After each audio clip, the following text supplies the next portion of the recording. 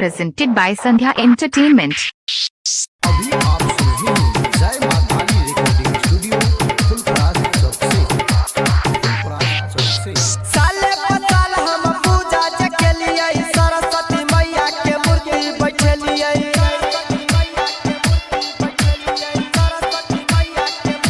साले पताल हम पूजा के लिए सरस्वती मैया के मूर्ति बैठलिए